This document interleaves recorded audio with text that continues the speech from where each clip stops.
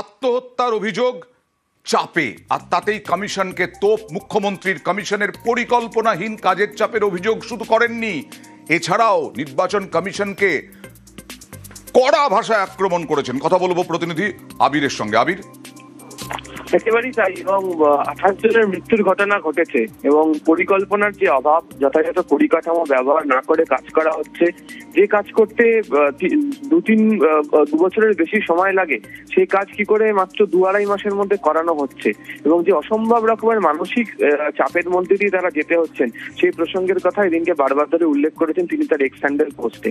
এবং এর আগেও একাধিকবার বিভিন্ন ভাবে প্রশাসনের তরফ থেকেই হোক বা একই সঙ্গে হচ্ছে শাসক দল তৃণমূল কংগ্রেসের তরফ থেকেও বক্তব্য রাখা হয়েছে, এবং সেখানে তারা উল্লেখও করেছেন বারবার ধরে যে এই পরিস্থিতি থেকে বের করে আসার চেষ্টা করুক কমিশন, তাদের বক্তব্য শুনুক।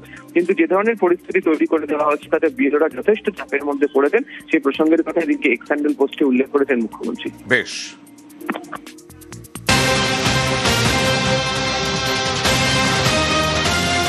আর এই বিএলওর মৃত্যুতে রিপোর্ট তলব করলো নির্বাচন কমিশন। জলপাইগুড়ির জেলা শাসকের রিপোর্ট তলব। কথা বলবো প্রতিনিধি সোমরাজের সঙ্গে। সোমরাজ, কি জানতে চায় নির্বাচন কমিশন? দেখো, মুখ্যমন্ত্রীর এক্স হ্যান্ডেলে পোস্ট করার পরে নির্বাচন কমিশনের তরফে তৎপরতা শুরু হলো এবং জাতীয় নির্বাচন কমিশনের থেকে জানতে চাওয়া হয়েছে ইতিমধ্যেই যে কি কারণে বুথ লেভেল অফিসারের মৃত্যু হলো।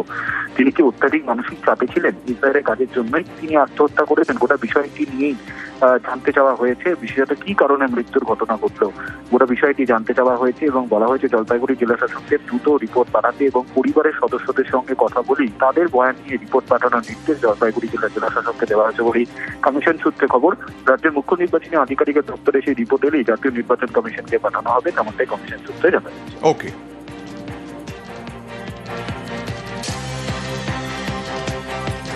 মালবাজারে এক মহিলা বিএলও আত্মহত্যা করেছে, কোথায় করেছেন? মালবাজার, আমি শুনিনি, এখন দেখে দেবো।